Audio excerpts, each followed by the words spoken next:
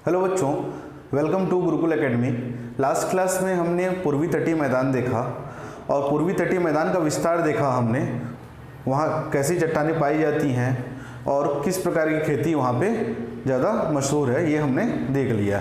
ठीक है, तो स्टार्ट करते हैं। आज हम लोग द्वीप समूह, आइलैंड ग्रुप। गुरुकुल एकेडमी बसना को सब्सक्राइब करें और बेल आइकन को प्रेस करें ताकि मेरे आने वाले सभी वीडियो की नोटिफिकेशन आपको मिलती रहे। तो हमारे भारत में दो आइलैंड हैं, एक है आपका लक्षद्वीप और दूसरा है आपका अंडमान निकोबार।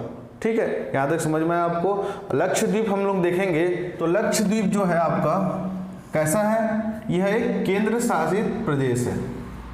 केंद्र शासित प्रदेश है जिसकी राजधानी क्या है, कवरत्ती। नाम याद रखेंगे। ठीक है, लक्षद्वीप की राजधानी क्या है, कवरत्ती, और यह एक केंद्र शासित प्रदेश है। दूसरा पॉइंट आपके पास यह है कि संविधान के आर्टिकल 2 के तहत भारत संघ में यूनियन टेरिटरी स्थापित किया गया। ठीक, ओके। तो आर्टिकल 2 होता क्या है, भारत के बाहर के क्षेत्र को, बाहरी क्षेत्र को या बाहरी राज्य को या बाहरी प्रदेश को संसद को यह अधिकार होता है कि आर्टिकल 2 के तहत उन बाहरी क्षेत्रों को भारत संघ में शामिल या स्थापित कर सकता है। ठीक है, तो जो लक्षद्वीप है या फिर हमारा जो यूनियन टेरिटरी है, केंद्र शासित प्रदेश हैं, उनको आर्टिकल 2 के तहत स्थापित किया गया था और स्थापना दिवस है 1 नवंबर 1956। ठीक, यहाँ तक समझ में आया आप लोगों को। लक्षद्वीप में कुल कितने द्वीप हैं बोला जाए तो कुल 36 द्वीप हैं। छोटे बड़े करके कुल कितने 36 द्वीप समूह हैं। पहले आप समझ लें द्वीप होता है क्या है।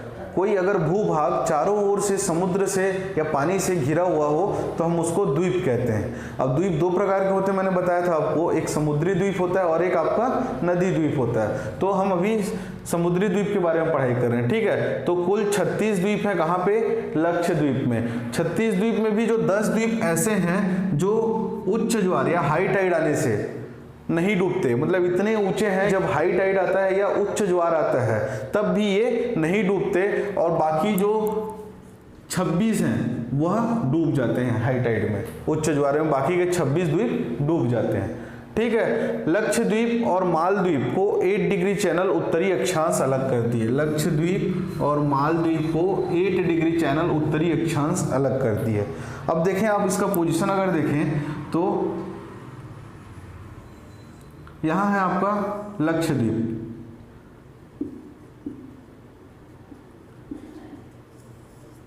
ठीक, ये लक्षद्वीप है और ये है आपका 8 डिग्री चैनल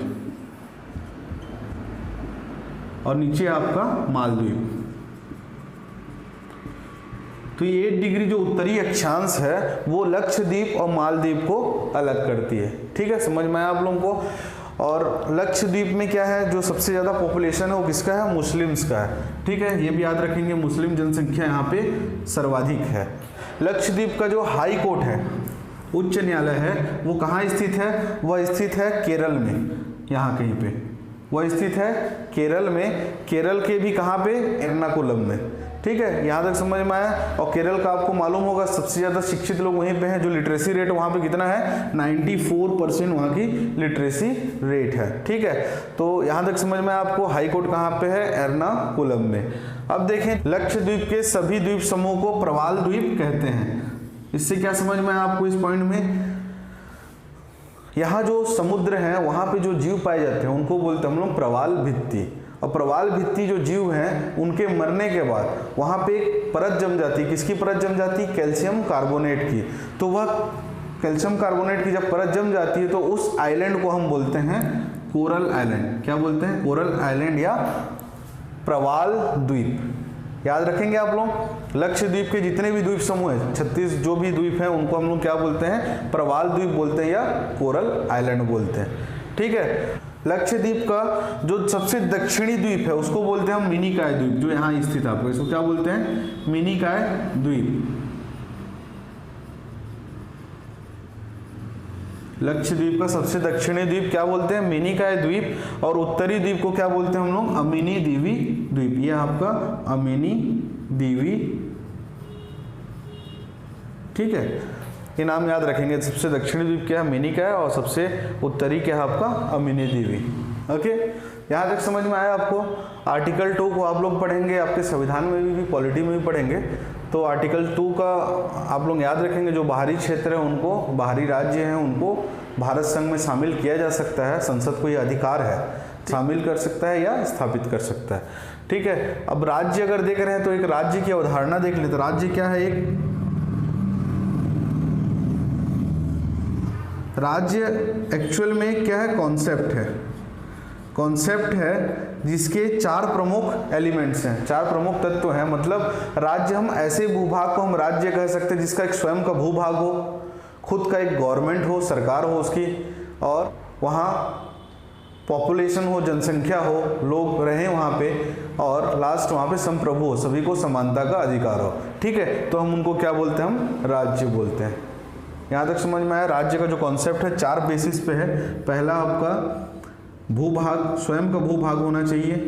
दूसरा है आपको वहाँ पे पॉपुलेशन होना चाहिए, और तीसरा है आपका सरकार वहाँ पे होनी चाहिए, गवर्नमेंट होनी चाहिए, और चौथा संप्रभु होना चाहिए।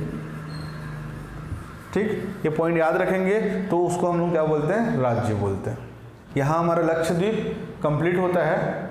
आगे हम देखेंगे अंडमान निकोबार।